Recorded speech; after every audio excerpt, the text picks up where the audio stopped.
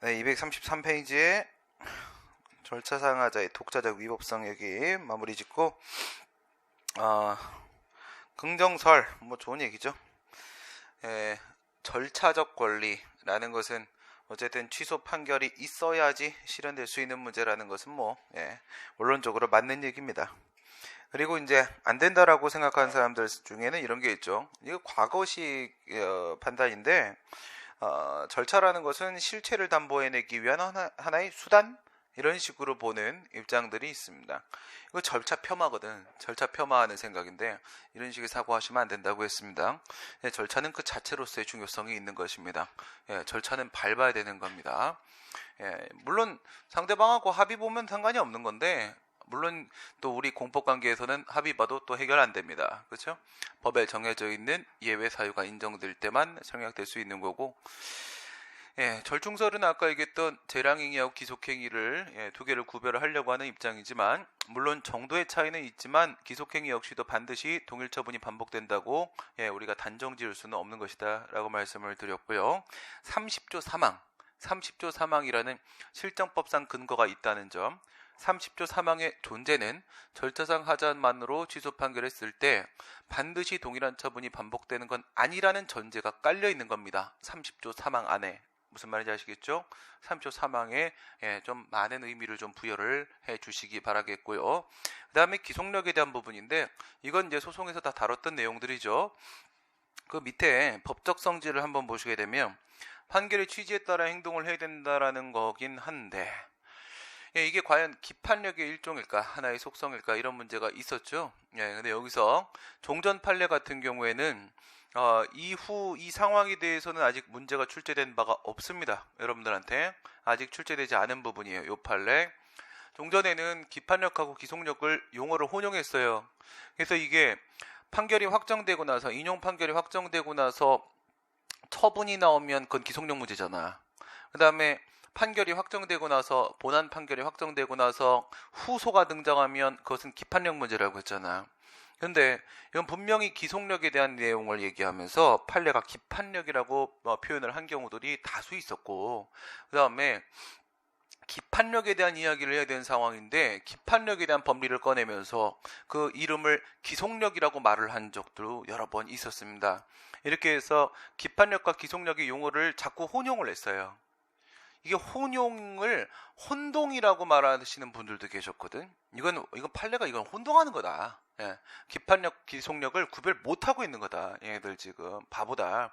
이렇게 평가하시는 교수님들도 계셨는데 나는 거기에다가는 교수님이 혼동하시네요.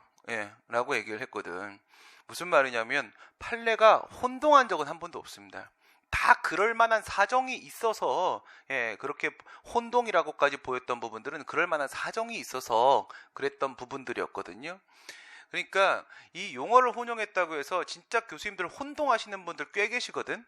그러니까 본인 책에다가 이게 표현이 기속력이니까 기속력 부분에다가 엄연한 기판력 판례를 막 소개해놓고 표현이 기판력이니까 이것을 엄연히 기속력 내용인데 기판력 부분에다가 막 소개를 하고 해서 본인들이 겁나 혼동했어요. 이런 일들이 있었는데 또 이런 문제 있잖아. 기속력 같은 경우에는 처분시까지 존재했던 위법 사유에까지만 미치는 거잖아요. 근데 기속력 말을 막 하면서 판례가 사실심 변론 종결시 이렇게 찍고 들어갈 때가 있거든.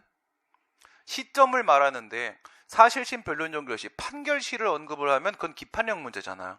소송 자료를 언제까지 제출할 수 있겠는가. 그게 걔네들의 시간적 범위잖아. 기판력. 소송법적 효력이니까. 그런데 기속력 얘기를 하면서 사실심 변론 종결시 언급할 때가 있어요. 막 이런 걸 보면서 이건 진짜 혼동 아니냐 막 이런 얘기를 하시거든.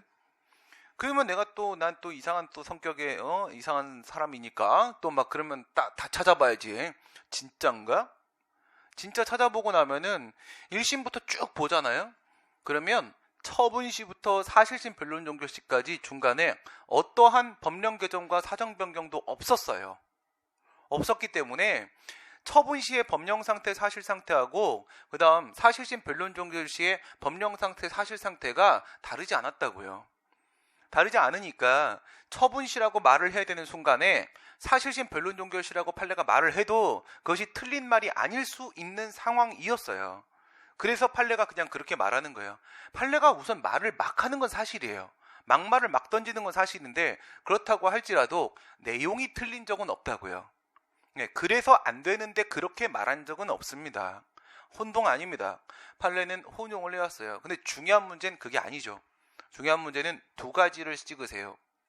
첫 번째, 어쨌든 판례가 말을 막 한 건 사실이니까 표현을 함부로 막 혼용했던 건 사실인데 그 부분에 대해서 반성했습니다.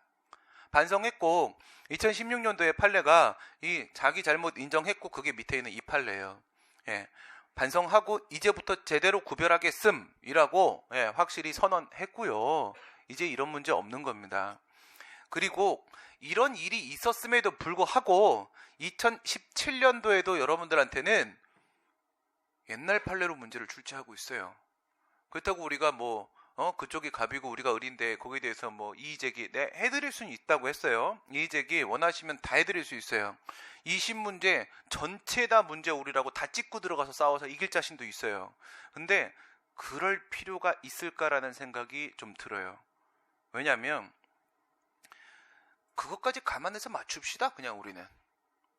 그럼 되잖아요. 이게 너무 문제가 정직하고 깔끔하게 나오면 남들도 풀기 쉬워요. 그래서 제가 문제풀이 할 때는 항상 이렇게 풀어드리거든. 문제풀이 할 때 내가 이런 식으로 말하는 거 많이 들었을 거예요. 원래는 이렇게 하는 게 맞는 건데 이렇게 말을 하시니까 이럴 땐 이게 맞을 수도 있고 틀릴 수도 있다라는 전제를 깔고 그 다음에 가장 틀린 걸 찾아봅시다. 이런 식으로 계속 풀거든. 그렇게 풀어서 답을 못 찾는 경우는 없습니다. 알겠어요? 그러니까 제가 이 3020문제 우리 문제들의 생리를 정확하게 파악을 하게 되면 얘네들이 어디까지 실수를 하고 어디까지 말장난을 하는지가 파악이 되거든요. 그게 기술이라고요. 이건 내용과 관계가 없는 문제예요. 객관식 시험은 내용이 반이고 기술이 반이라고 했잖아. 기술을 내가 알려드리고 있으니까. 처음 왔을 때는 내가 여기 왔을 때 에이 기술이라고 해도 기술 얼마나 들어가겠나 싶었거든. 내용 알면 풀리지 않겠는가 이렇게 생각을 했는데 아닙니다. 내용 알아도 안 풀립니다. 여러분 문제는.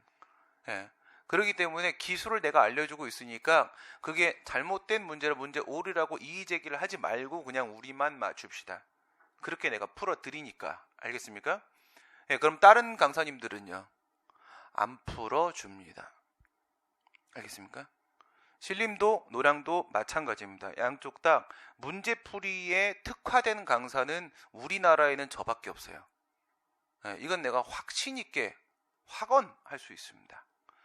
이건 어쩔 수가 없는 건데 이거는 윌비스 예전 원장님의 조 원장에게 형님에게 감사드립니다. 저를 그렇게 키웠기 때문에 그래요.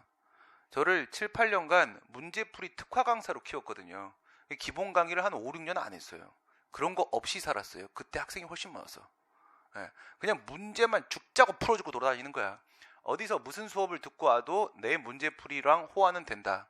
코드는 맞춰놓고 나서 그리고 문제만 막 계속 푸는 거예요. 그러니까 주관식 문제든 객관식 문제든 문제의 생리가 있어요. 그 생리를 느끼면 게임 끝나는 거거든. 그게 무슨 말이냐? 출제위원회 머릿속으로 들어가면 돼요. 그가 무슨 생각을 하고 있는가. 문제를 출제할 때 많이 내보면 되거든. 문제를 많이 만들어 보면 돼요. 그럼 사람이 이렇게 움직이는 흐름이 있어. 움직이는 방향. 그건 뭐라 말을 할 수는 없어요. 그래서 문제 풀어줄 때 제가 그 부분을 언급을 해드리는 겁니다. 지금 여기서는 이의제기를 제가 하는 것보다 그냥 우리가 100점 받는 게 훨씬 빠르고 훨씬 더 유리하니까 그냥 그 전략으로 가도록 하겠고요. 여기서 방금 말씀드린 게 뭐냐면 첫 번째, 아직 한 번도 출제 안 됐고요. 이 부분은 판례가 반성 확실히 했습니다. 반성을 확실히 했고요. 저는 판례를 판례로 느끼는 게 아니라 판례를 문제로 느끼는 스타일이거든요. 이게 움직이면 문제로 나오면 어떻게 나올까? 이거밖에 안 보여요. 문제를 판례를 보게 되면. 그래서 이거 아직 한 번도 안 나왔고요. 거기 우선 이 내용을 보시면 뭐라고 돼 있어요. 기속력과 기판력에 대해서 이제부터 구별을 한다 라고 하면서 혼용의 문제를 극복을 하고 나서 기속력은 행정수용법 30조에 근거 두고 있다고 했죠. 그 다음에 기판력은 행정수용법에 근거가 있어요, 없어요? 없죠. 행정소송법에는 우리만 있는 특수한 절차만 다루고 있어요. 그래서 46개밖에 없었다고 했습니다. 우리 판결의 효력은 6가지가 있었고 불자판형 세속이 있었죠. 불자판형 세속 순서대로 시작. 첫 번째, 또 점잖아진다. 점잖은 건 나만 합시다. 네. 첫 번째 뭐? 불가쟁력. 두 번째 자방력. 세 번째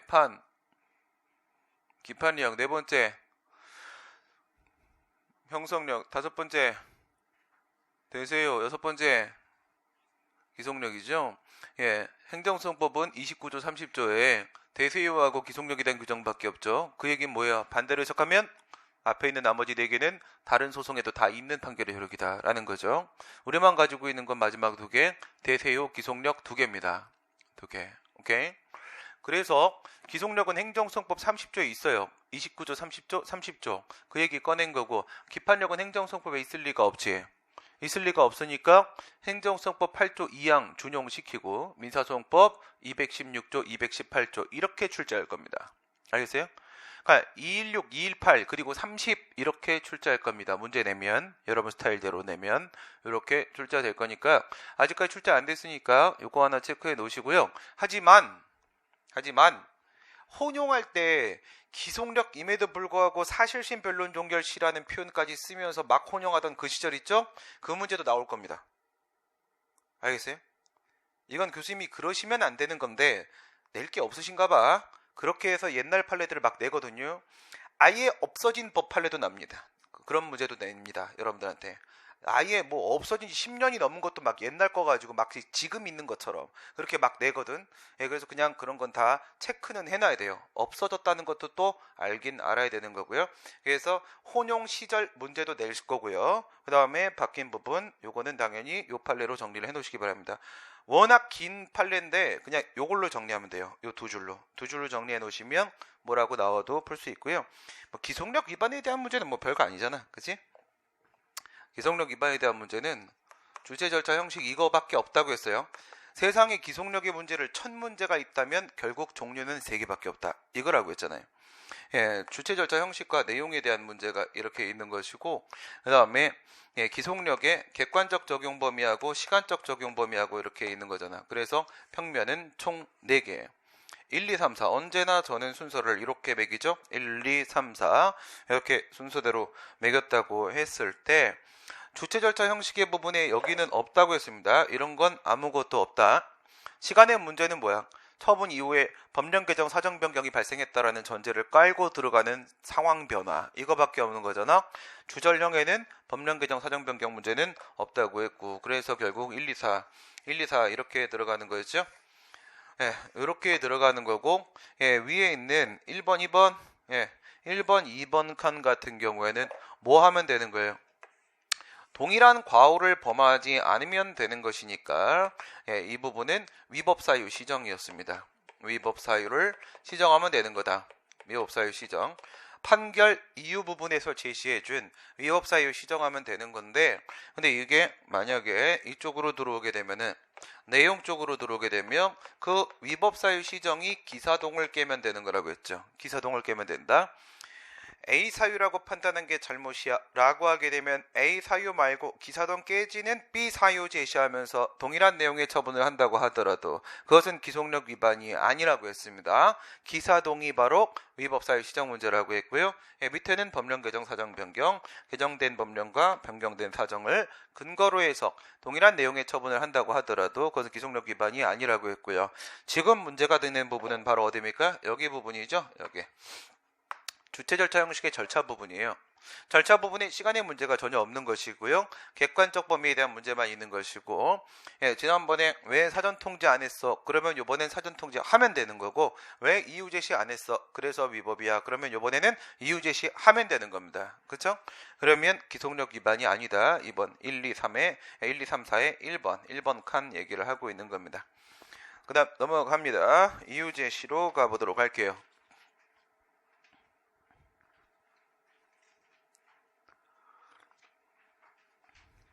2번 기본 강의까지는 1월, 2월 달까지는 이번에 합격했으면 좋겠습니다. 네, 바람을 계속 얘기합니다. 네.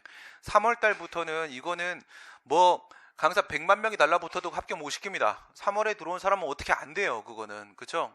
뭐 하다가 들어온 사람이면 모르겠다. 그게 아니라 처음 들어온 사람이면 3월에 들어온 사람을 4월에 어떻게 합격시킵니까? 그거를 진짜 성공시키는 학원이 있다면 다 거기 다니겠다. 그쵸? 예, 한 달에 합격시키면 뭐 1년에 들은 돈이 만약에 뭐 200만 원을 낸다라고 하게 되면 1000만 원을 내고라도 사람들이 다 들어오려고 할 겁니다. 1년에 확실히 한 달 만에 합격을 확실히 시켜줄 수 있다면 그렇잖아. 불가능한 거예요. 3월달은 불가능한데 여러분들 지금 내가 지금 얘기하는 게 너무 부담되나? 다른 과목도 있고 막 한데 응? 4월달 나 합격할 수 있을 것 같다. 응? 너 빼고 합격할 수 있을 것 같다. 조금 힘든 건가? 알겠어요. 갈 때까지 가보자. 네, 갈 때까지 가보고 안 되면 더 열심히 하고 그렇게 해야지. 네, 지금 한 달 정도밖에 지금 안 남은 상황이기 때문에 사람이 좀 부담을 느낄 수도 있습니다. 그렇죠? 네, 느낄 때가 됐어. 느낄 때가. 애당초 4월을 올림픽 정신을 느끼고 있다면 뭐 그런 부담이 없겠지만 5월, 6월까지는 그래도 어떻게든 뭐 마무리를 좀 접으면 좋겠다라는 말씀. 한 달 뒤로 다시 한번 한 발짝 물러나겠습니다. 이유제시라는 표현을 쓰십시오. 하지만 이유북이라는 표현도 기억하십시오. 예, 이유북이 뭐 주산북이 합니까 지금? 예, 뭐야 이게 도대체? 옛날에 이유북이라고 이렇게 표현을 썼었어요. 이유북이. 근데 이 이유북이라고 말을 했던 것들이 행정절차법이 만들어지면서 행정절차법은 몇 년도에 만들어졌대? 1900 뭐라고? 네가 이겼어. 왜 걱정해? 96년. 아니 절차, 행정절차법, 그 다음에 정보공개법, 정보공개 절차를 정하는 법, 절차. 이거 뭐라고? 96년. 알겠어요? 96년도에. 예, 96년도에 만들어졌는데 이때 만들어지면서 교수님들이 이유북이라고 했던 걸 여기 표현이 이유제시로 나왔어요. 이유제시로 나왔으면 이제 우린 뭐라고 불러야 돼? 법의 정의인대로 불러야지. 알겠어요? 이유제시 이렇게 부르는 게 맞는데 교수님들은 언제나 그놈의 고집 계속 이유북이라고 내는 사람도 있어. 계속 문제. 그러면 또 뭐야 이게 이러지 말고 이유제시로구나 이렇게 생각을 하시기 바랍니다. 이런 거 되게 많아요. 그러니까 우리 예방적 금지 소송 이런 것도 있잖아. 행정선법 개정안에 엄연히 이름 찍고 들어왔고 그 전 개정안에도 이름이 예방적 금지 소송이었어. 지금 그게 몇십 년간 예방적 금지 소송으로 개정안에 들어오고 있는데 아직도 예방적 뭐 부작위 청구 소송이니 막 이렇게 해서 괜히 말장난 치시는 분들 계시거든. 자기 그게 말이 편해서 그래. 오래 쓰던 표현이어서. 그냥 그래 말하면 그게 이거구나 연결을 시킬 수 있어야 됩니다. 알겠죠? 그 법리를 몰라서 그러는 게 아니라 뭘 말하려고 하는지 몰라서 틀리는 경우들이 있어요. 이유북이 옛날 표현입니다. 근데 지금 법에 있는 표현이 아니까 실정법상 표현은 이유제시, 그 다음 이제 이건 강학상 표현이라고 부르면 돼요. 강학상 표현은 이유북이 이렇게 합니다. 23조에 있었죠. 트라이앵글 기억하시게 되면은 1, 2, 3이었습니다. 21, 22, 23, 21은 사전통지, 22는 의견 청취, 23은 이유제시 이렇게 순서대로. 왜? 틀려서 그러냐? 네. 틀릴 수도 있지. 그래서 순서대로 기억을 하시기 바라고요. 요 내용 요런 것도 뭐 문제 내기 좀 그렇긴 한데 요것도 뭐 간혹 나옵니다. 기능 보시게 되면 말씀드린 대로 손으로 쓰는 과정에서 신중한 판단을 내리게 되고요. 자기 통제 기능을 하게 됩니다. 그죠? 그런 측면 분명히 부정할 수 없는 부분이고요. 그 다음에 이 이유제시 분쟁 방지라는 측면이 있어요. 설득 기능, 이거를 분쟁 방지 기능 이렇게도 말을 하거든. 괄호에 있죠. 상대방한테 너한테 왜 이런 처분을 하는 건지 우선 가장 기본적으로는 침익적 처분을 생각을 해보세요. 너한테 이 처분을 왜 하는 건지. 나 설명을 했잖아. 근거와 이유를 제시했지 않습니까? 근거, 법령상 근거로서의 처분 사유죠. 이유, 사실상 근거로서의 처분 사유죠. 왜 했는지 얘기를 하면 그럼 받아들일 수 있죠. 그죠? 받아들일 수 있죠? 그러면 분쟁이 발생하지 않을 수 있습니다. 불복하지 않을 수 있어요. 싸움이 발생하지 않습니다. 그러니까 이건 행정부의 입장에서는 이유 제시를 번거롭다고 생각하면 안 됩니다. 알겠어요? 공무원 돼갖고 이걸 번거롭다고 생각하면 안 돼. 왜? 더 번거로운 일이 생깁니다. 이유 제시 안 하고 처분 막 때리죠? 그럼 우린 바보입니까? 우리도 막 때리러 들어갈 거거든? 우리가 막 때리러 계속 소송 제기하면 여러분들 소송에 휘말려요. 공무원들 계속 왔다 갔다 해야 돼. 알겠어? 그냥 처음부터 해주고 끝내. 그게 깔끔해 서로. 알겠죠? 이유 제시. 이건 상대방을 설득하고 분쟁을 막는 기능을 하는데 이거 상당히 중요한 기능입니다. 제일 중요한 건 마지막 거. 권리구제 기능이야. 그놈의 재량입니다. 재량. 행정청이 재량권을 행사했다는 것은 무슨 의미라고 했습니까? 이익 형량을 했다는 거지. 할 수도 있고 안 할 수도 있고. 했을 때 공사이익을 형량해보고 안 했을 때 공사이익을 형량을 받는데 이건 하는 게 더 맞구만 이렇게 생각을 해서 처분을 한 거란 말이야. 근데 그 이익 형량이라는 걸 말이야 행정청이 머릿속으로 했다면 혼자 머릿속으로 형량한 거야. 그걸 문서화시키지 않았단 말이에요. 혼자 머릿속으로 했다라고 하게 되면 우리는 거기에 대해서 당신은 말이야 이런 재량의 하자를 범하고 있어 라고 어떻게 말을 해. 나중에 와서 뭔 소리 할지 어떻게 알아요? 딴 소리 할지 어떻게 알아? 그렇죠? 여기에 처분의 근거와 이유를 제시할 때 말입니다. 그때 재량권 행사의 근거와 이유도 제시합니다. 알겠어요? 재량권 행사의 근거 사유를 제시해 준다고요. 왜 우리가 행정청이 이렇게 판단을 내릴 수밖에 없었던 것인가? 분명히 안 할 수도 있었는데 우리가 왜 한 것인가에 대한 재량권 행사의 근거도 제시를 하는데 그때 우리 쪽에서 국민 쪽에서 그걸 물고 늘어지는 거예요. 알겠어요? 그 판단이 아니라 이런 판단이 더 좋은 판단이 있었지 않는가라는 걸 물고 늘어지는 거예요. 그게 바로 재량의 남용이에요. 알겠습니까? 재량의 하자를 주장을 하기 위해선 이유 제시는 필수적인 조건입니다. 이유 제시 없는 재량의 하자는 한낱도 인정될 수 없습니다. 절대로 나올 수가 없습니다. 권리구제에 있어서 상당히 중요한 기능을 해주고 있죠. 이유 제시. 이유 제시는 어느 정도 해야 돼요? 상대방이 충분히 납득할 수 있을 정도로 구체적으로 해줘야 됩니다. 상대방이 충분히 납득할 수 있다? 그게 무슨 말이에요? 만약에 나한테 뭐 영업정지 처분을 했어요. 내가 룸사롱을 운영을 하고 있다고 생각해 보세요. 우리는 언제나 룸사롱이니까. 너는 청소년 유흥접견을 고용했지 않는가? 이렇게 얘기를 하는 거야. 내가 사실은 내 장부에 보면 청소년의 이름이 100만 명이 써 있단 말이야. 다 고용을 해서 일을 시켜봤단 말이야. 누구? 이거죠. 누구? 그 중에 누구? 제시해야 됩니다. 안 그럼 이유 제시 안 한 겁니다. 알겠어요? 너 갑이라는 청소년을 고용해서 유흥행위를 시켰잖아 라고 충분히 내가 납득할 수 있을 정도로. 오케이?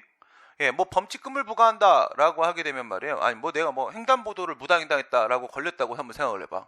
그러면 내가 하루에 무단횡단을 몇 번을 할까? 요즘엔 안 해요. 요즘엔 배 나와서 뛸 힘이 없어서 무단횡단을 못하고 예전엔 무단횡단을 정말 끝도 없이 했어요. 막 여기저기 다니면서 수업을 하다 보니까 이게 이동이 너무 또 같은 동네에 있긴 하지만 학원들이 이게 뭐 그럴 수가 없어. 늦으면 어떡해 저쪽에. 그지? 그냥 막 건넜어. 안 걸리면 장땡 아니야. 막 이렇게 했지. 그럼 있잖아 나한테 만약에 너 무단횡단했어 라고 하면은 언제? 그러니까 몇 년도 몇 월 며칠 날 몇 시 몇 분에 어느 횡단보도 횡단보도가 아니겠구나. 무단횡단이니까. 네. 뭐 어디 확실히 내가 충분히 납득할 수 있을 정도로 알려줘야 된다는 겁니다. 알겠어요? 그게 이유 제시예요. 만약에 상대방이 충분히 납득할 수 있을 정도까지가 아니면 이건 이유 제시는 불충분한 거고 불충분한 이유 제시는 이유 제시 안 한 겁니다. 그건 이유 제시 하자가 인정이 될 수가 있는 겁니다. 여기서 근거는 법령상 근거라는 거 그것도 같이 좀 기억을 해놓으세요. 근거도 포함이 되어 있다. 물론 처분사유 추가 변경에서 했던 얘기고요. 그 다음 중요한 부분 또 객관식 문제용 처리가 그 밑줄근 부분이죠. 행정절차법이 도입이 돼서 제정이 돼서 이유 제시라는 절차가 등장을 한 게 아니라는 겁니다. 이건 뭐랑도 마찬가지예요. 옆에다 써놓으시고 비슷한 놈이 바로 정보공개법이에요. 행정절차법도 정보공개법도 둘 다 1996년도에 같이 만들어졌잖아. 근데 있잖아. 정보공개 청구권이라는 게 행정정보에 대해서 공개를 해달라고 요구할 수 있는 권리라는 게 정보공개법, 공공기관의 정보공개에 관한 법률이 만들어진 다음에 인정된 권리냐? 그게 아닙니다. 그 전부터 인정되는 권리였습니다. 그건 헌법 21조를 근거로, 표현의 자유를 근거로 직접 인정되든 원래부터 인정되든 구체적인 권리였었어요. 그래서 그 헌법을 근거로 해서 여기저기 행정정보 공개 조례들이 엄청 많이 있었습니다. 지방자치단체들마다. 좀 이렇게 선진적인 지방자치단체들은 정보 공개 조례를 많이 제정을 했었어요. 근데 그러다 보니까 상황이 뭐야? 아니 뭐 여기도 정보 공개, 저기도 정보 공개, 지자체마다 다 있는데 아유 이럴 거면 그냥 법률 하나 만들어 놓자. 이렇게 만들어진 거야. 이렇게 원래부터 인정되는 권리였습니다. 정보 공개 청구권은. 이것도 마찬가지야. 원래부터 처분 절차였어요. 이유 제시는 원래부터 처분 절차였는데 행정절차법이 제정이 되면서 그것을 다시 한번 확인한 겁니다. 확인한 거지 여기서 창설된 게 아닙니다. 비로소 만들어진 게 아닌 겁니다. 원래부터 있었던 것이고, 그 다음에 국가공무원법 75조, 지공법 67조는 잘 안 나오는데 국공법 75조는 엄청 많이 출제됩니다. 75조 이건 뭐냐? 처분사유 설명서 교부입니다. 이유 제시보다 조금 더 구체적으로 제시해줘야 되는 거라고 기억해 놓으세요. 처분사유 설명서 교부예요. 처분사유 설명서 교부.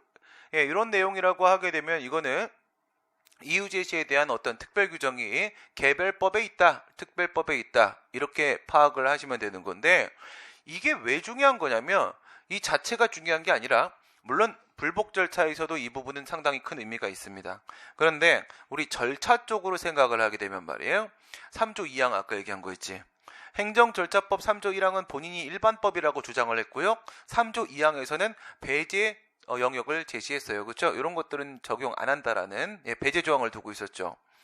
그 배제 조항에서 여러분들한테 제일 많이 나오는 게 이 75조예요. 75조. 국가공무원법 75조에 있는 처분사유 설명서 교부입니다.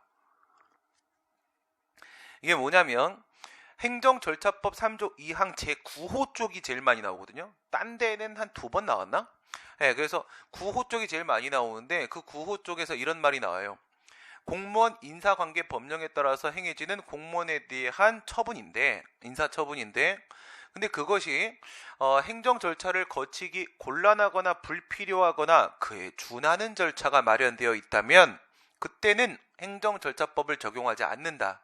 그냥 그 법 적용하고 게임 끝낸다 이거예요. 준하는 절차가 마련되어 있으면. 공무원 인사관계 법령에 따라 행해지는 처분이에요. 인사처분이겠지. 인사처분인데 근데 그게 뭐 의견 청취 등이 현저히 곤란하거나 불필요하거나 아니면 그에 준하는 절차가 마련되어 있을 때 그때 치고 들어오는 판례가 이 75조 처분사유 설명서 교부예요. 이게 마련되어 있기 때문에 여기에 보면 직위해제, 직권면직, 그 다음 징계면직 이런 것들이 포함되어 있거든.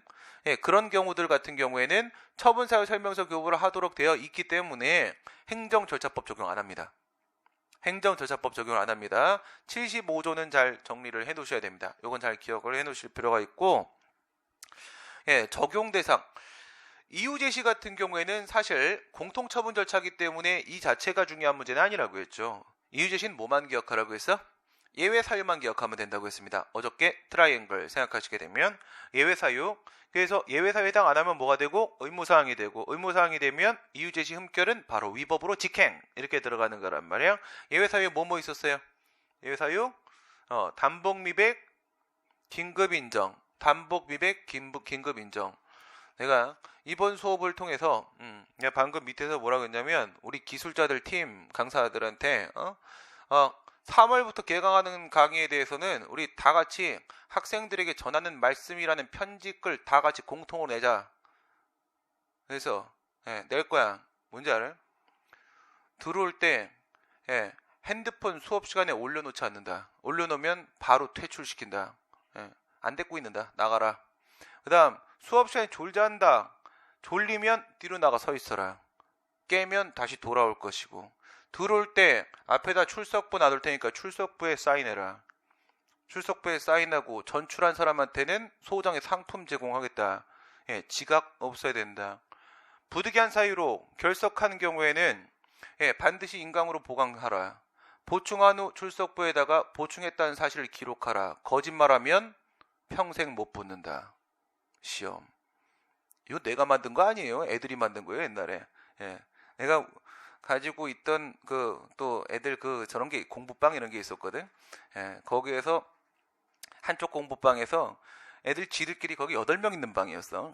지들끼리 매일 스터디를 하면서 시험을 보는데 어디까지 진도를 빼고 그리고 나 시험 보자 이렇게 서로 정해놓은 거야. 일정을 정해놓고 나서 거기다 크게 붙여놨더라고. 그거 서로 체크할 수 없잖아, 그치? 거짓말하면 평생 못 붙는다라고. 근데 붙었어요. 네, 그러면 거짓말 안 하는가 보지. 네, 그죠? 네, 붙었습니다. 그러면 된 거지. 근데 3명인가 붙었나? 그랬는데 8명 중에서. 그러니까 거짓말하면 안 되는 거지. 인강으로 보충한다. 뭐 이런 내용들, 이런 내용들 해갖고 전하는 말씀 넣고 말 안 들으면 동시다발적으로 모든 수업에 퇴출시키자. 그건 우리 학생 취급하지 말자. 이렇게 얘기를 했거든요. 동의했습니다. 다른 강사들. 그렇게 하는 게 맞는 거야. 자고 막 그러면 에이. 그리고 눈가를 뽑아야 되는데 뽑을 수도 없고 사람을 그렇잖아. 그거는 강사들은 사실 신경 안 써요. 자든 말든 네 인생이지 뭐 이렇게 할 수 있는데 중요한 건 학습 분위기예요. 반 분위기가 진짜 중요하거든. 반 분위기가 좋으면 합격률이 높아져요. 그래서 다 같이 으쌰으쌰해야 돼. 대답하라고. 이유 제시에 예외 사유가 뭐라고?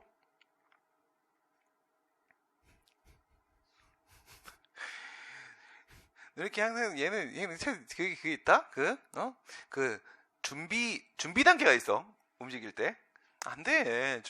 준비 단계. 이렇게 나갈 때 어깨 움직임 보면은 어느 쪽 팔 나온지 안단 말이야. 그러지 말라고. 그냥 때리라고. 그 준비 단계 하지 마. 준비 단계 하면 내가 맞아. 알겠어? 준비 단계 하지 마. 틀려도 상관없어. 그냥 우선 지르고 보는 거야. 그러면 이기는 거야. 선빵이 짱이야. 그치? 선빵은 50%는 이깁니다. 선빵은 어깨를 안 보여주면 돼요. 다리도 골반을 움직이지 마세요. 그냥 치세요. 그게 빨라요. 뭐 한다고? 단복 미백 긴급 인정. 알겠어? 단복 미백 긴급 인정. 시작. 단 뭐야? 단순. 복. 반복. 미. 경미 내 동생. 백. 명백. 긴급은 긴급이고 인정은 인정이야. 인정은 원하는 거 다 해주는 거죠. 신청한 대로 그대로 인정하는 거. 여기서 또 한 가지 기억하라고 했지. 긴급은 모든 절차에 다 걸쳐 있는 배제 사유잖아. 그렇죠? 긴급 이렇게 문제를 내기도 한다. 그거밖에 없어요. 이유 제시는. 그 다음에 이유 제시는 뭐 구두로 하겠어, 뭐 운동하러 하겠어. 당연히 처분할 때 문서로 하는 거고요. 24조 문서주의가 원칙이죠.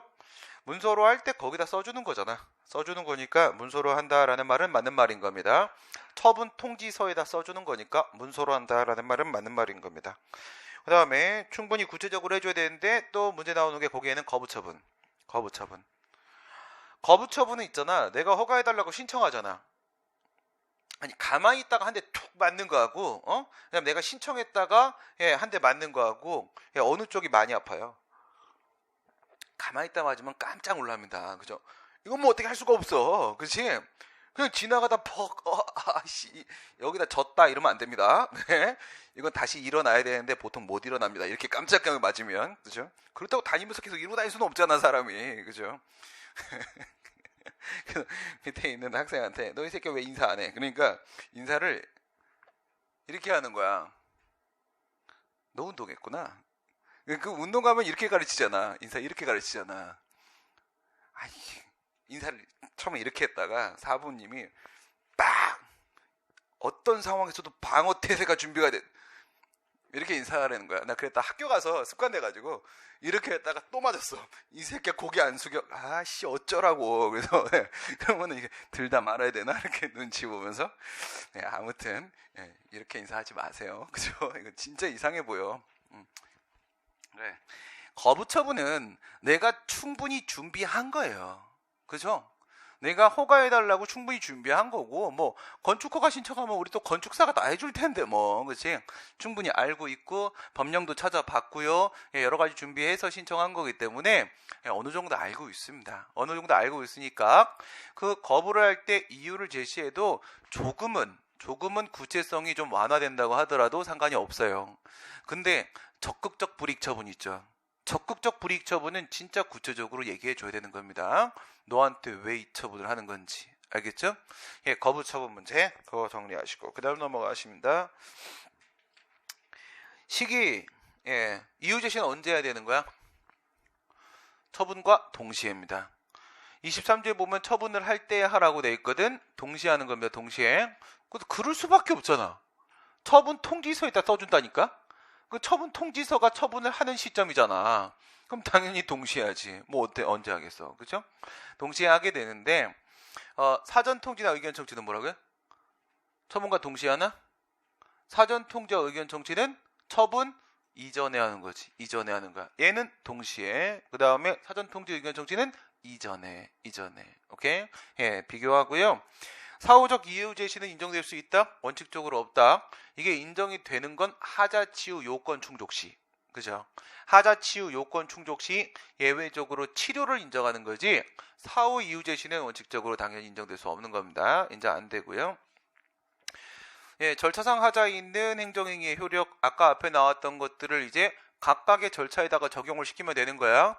예, 취소 사유겠어, 무효 사유겠어?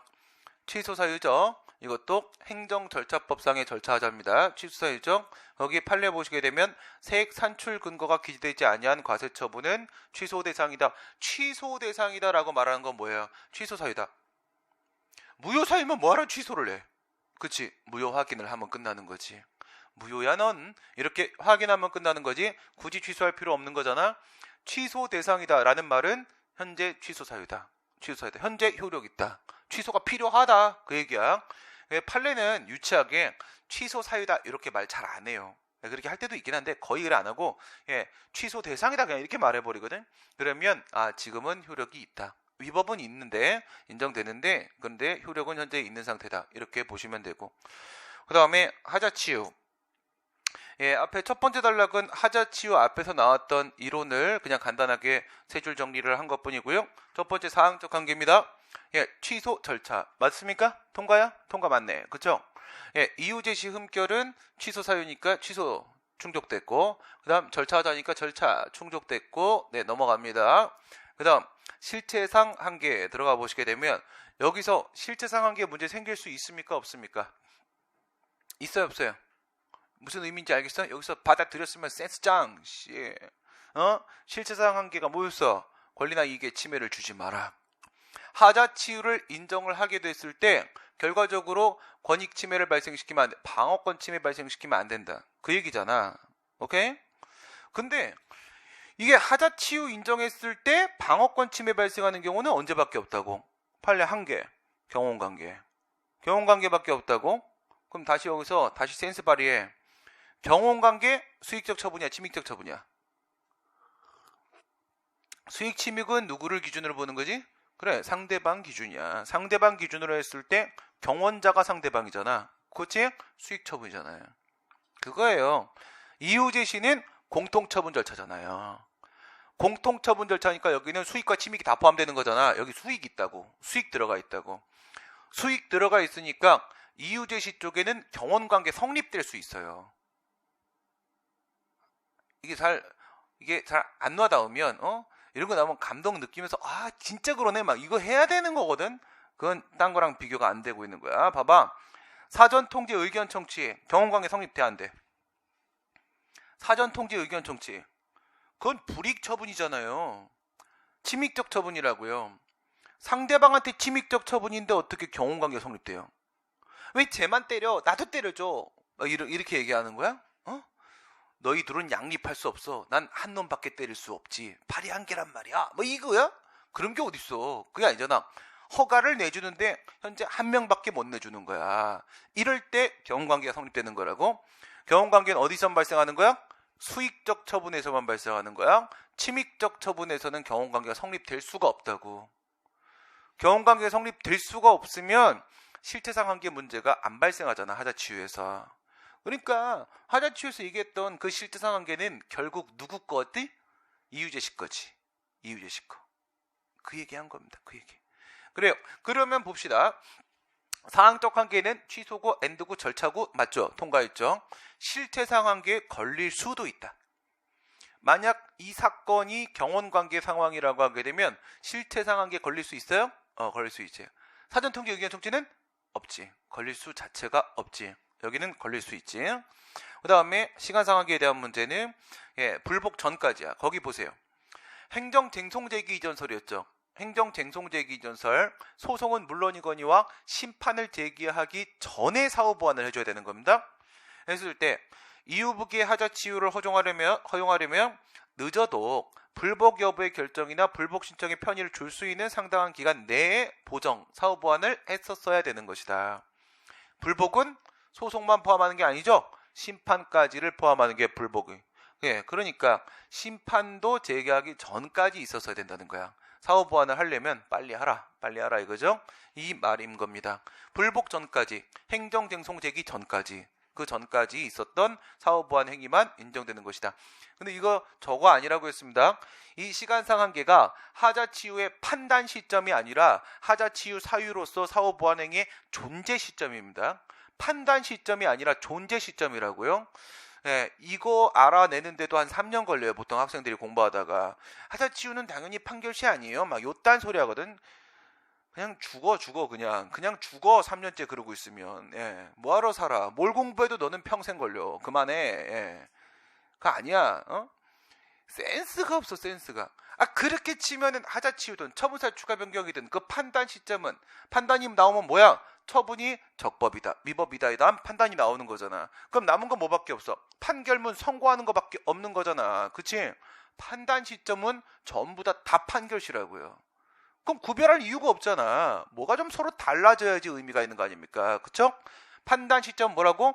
처분사의 추가 변경도 하자치유도 다 판결시라고요. 다 판결시.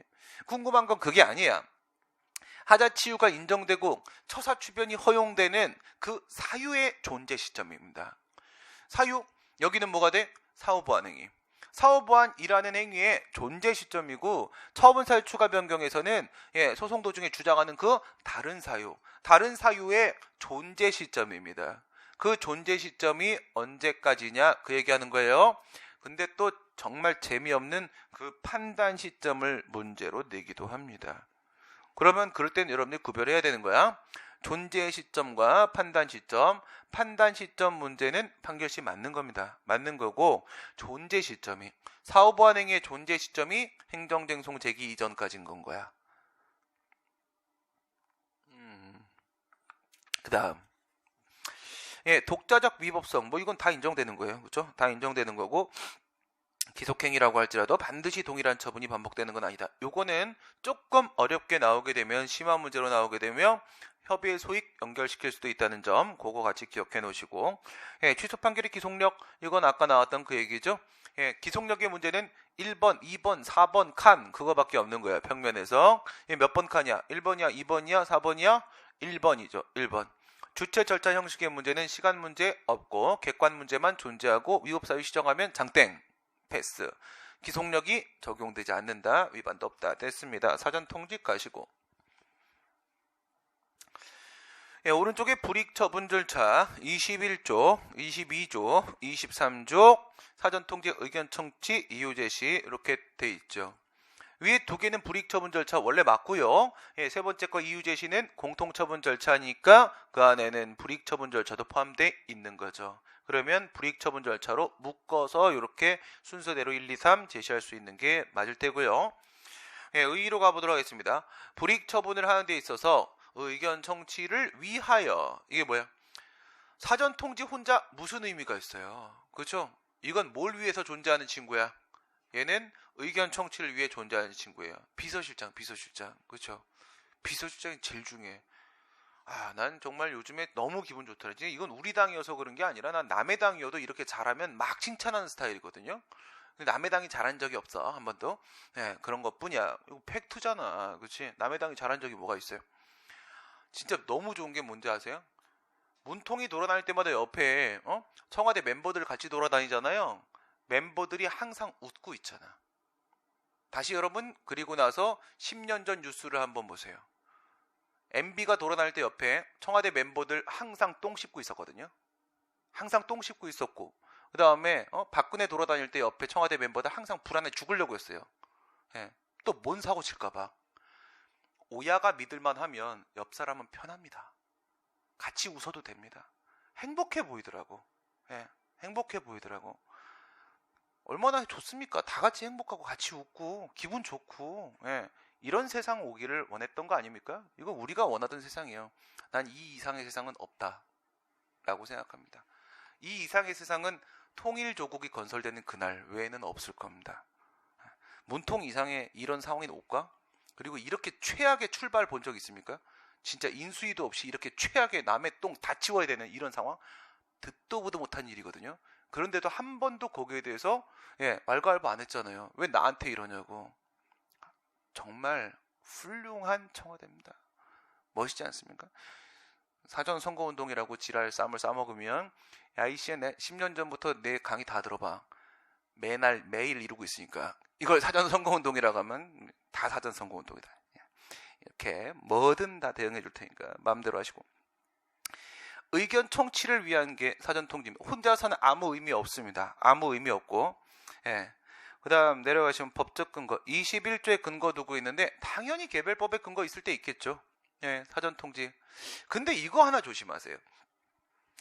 학생들이 가장 어려워하는 게, 옛날에 5급 애들도 여기서 한번 제대로 미끄러진 적 있거든. 분명히 사전 통지 문제입니다. 사전 통지 문제인데 이렇게 나온 거예요. 표현이 처분의 근거와 이유를 제시하였다라고 했어요. 처분의 근거와 이유를 제시하였다. 처분의 근거와 이유 뭐예요? 우리 방금 전에 이유 제시해서 봤잖아. 그럼 그 이유 제시 문제입니까? 그건 아닙니다. 이게 처분을 함과 동시에 근거와 이유를 제시했으면 그건 이유 제시고요. 처분을 하기 이전에 근거와 이유를 제시했으면 그건 사전 통지입니다. 사전 통지할 때도 당연히 근거와 이유를 제시해야죠. 당신한테 이런 이유로 처분을 할 것입니다. 하게 될 것입니다. 라고 얘기를 해줘야지 그 상대방이 왜 나한테 그런 처분을 해요? 라고 내가 의견 진술을 할 수 있는 준비를 할 거 아니겠습니까? 방어 준비를 하겠죠. 방어 준비를 하려면 근거와 이유를 제시해 줘야 되는 것이 당연한 겁니다. 뭘 기억하라고? 사전 통지도 근거와 이유를 제시한다. 다만 시점이 서로 다를 뿐이다. 이유 제시는 처분과 동시에고, 사전 통지는 처분 이전에 근거와 이유를 제시하는 겁니다. 문제에서 그렇게 나오면 당황하지 마시고 시점 확인하세요. 시점 확인하시고 이게 사전 통지 문제냐 이유 제시 문제냐에 따라서 위법 여부가 달라질 수 있습니다. 그 다음에 적용대상, 어저께 우리 얘기했던 대로 당사자 등하고 그 다음에 불이익 처분이죠. 당사자 등보다는 불이익 처분이 더 문제가 많이 나오긴 하는데, 당사자 등도 간혹 나오니까. 당사자는 누구? 직접 상대방. 처분의 직접 상대방이라고 2조에 써 있습니다. 그 다음에 등은 누구예요? 행정 절차에 참여시킨 이해관계인입니다. 당사자의 신청이나 행정청이 절차에 참여시킨 이해관계인이에요. 근데 그럼 이 사람은 제3자란 얘기잖아요, 지금. 그쵸? 제3자란 얘기잖아. 그럼 가만히 생각해보세요, 여러분들. 우선 직권으로 참여시킬까? 직권으로 참여를 시키면 사전 통지는 물론이거니와 의견 청취도 해줘야 되거든, 그 사람한테. 오케이? 그러면 분명 당사자는 상대방이고요. 이건 피할 수 없는 상황이니까 그래, 인정. 그 다음 등, 이건 제3자잖아. 제3자인데 얘가 행정 절차에 들어와 버리면 행정청은 일이 많아져요. 그럼 참여시킬까, 직권으로? 안 시킨다고요. 100% 안 시킵니다. 그죠? 그건 천사고, 그런 영화 있잖아. 밑에서 차태현 나오는 영화, 그치? 지옥에 갔더니 너는 예외 뭐 이렇게 재판하는 영화 있죠? 뭐라고? 신과 함께, 그런 것 같아, 이름. 신과 함께, 그래. 그거야. 만약에 제3자한테 행정청이 직권으로 절차에 참여시키지? 그러면 그 지자체장은 차태현인 거예요. 네? 안 시킨다고. 그러면 당사자가 신청해야 되지. 그죠? 예. 이 사람, 이 제3자, 이 사람이 신청을 해야 된단 말이야. 그러면 이 사람이 신청을 할 가능성이 있을까 없을까? 행정 절차에 참여시켜 주세요. 처분이 나올 것이라는 것을 얘가 알고 있어야지 절차에 참여시켜 달라고 하죠. 모르잖아요, 제3자가. 그러니까 사실상 등은 무의미해지는 거예요. 등은 무의미제인데 이 부분에 대해서 교수님들이 비판이 되게 커요. 예, 이렇게 하면 이 등 부분 무슨 의미가 있냐 이렇게 얘기를 하시는데, 그럼 난 반대로, 그럼 교수님 무슨 대안이 있으신데요? 등을 이렇게 처리하는 거 외에 어떤 특별한 또 다른 보관이 있으냐 한번 얘기해 보시라고. 없어요. 없습니다. 그나마 착한 행정청이면, 그나마 혹시라도 알게 되면 들어올 수 있는 여지를 열어준 겁니다. 문을 열어놨으면 되는 거예요. 이거면 충분한 겁니다. 그러면 쓸데없이 별다른 관계도 없는 제3자들을 다 참여시켜갖고 일만 복잡하게 하고 일 딜레이 시키고 지연시키고 이렇게 할 겁니까? 그건 아니잖아요. 항상 적정선이라는 게 있는 겁니다. 예, 그래서 등은 사실상 무의미해질 수 있는 부분이긴 한데 그냥 그렇게 기억해 놓으세요. 근데 요건 아닙니다. 뭐가 아니래. 예, 행정청의 직권 또는 신청으로 두 가지. 행정청이 직권으로 불러들이는 방법하고 신청해서 절차에 참여하는 방법하고 두 가지의 제3자 이해관계. 불이익처분, 이 불이익처분 이번에 마지막으로 정리해놓고, 이거는 의견 제출도 마찬가지고 사전 통지도 마찬가지고 라고 했죠. 어저께 얘기한 대로 의견 청취의 전체 적용 범위가 바로 의견 제출의 전체 적용 범위라고 했죠. 예, 의견 제출이 마지막 보충적 수단이니까 의견 제출 뚫리면 의견 청취 뚫린 겁니다. 그러니까 의견 제출이 마지막 마지막 저게 되는 거예요.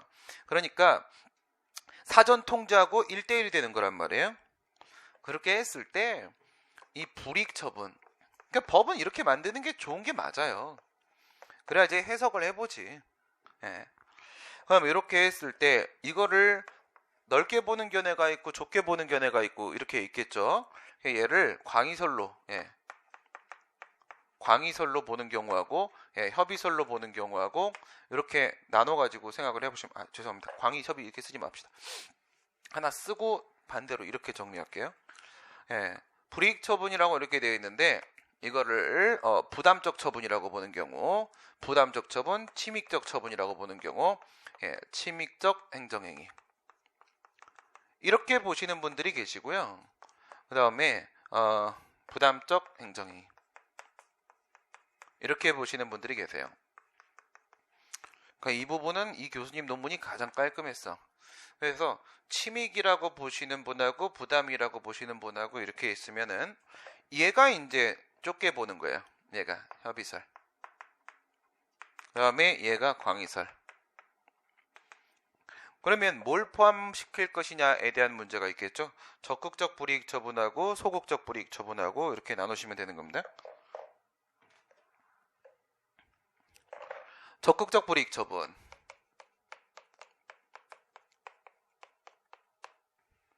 길다. 적극적 불이익 처분하고 그 다음에 소극적 불이익 처분.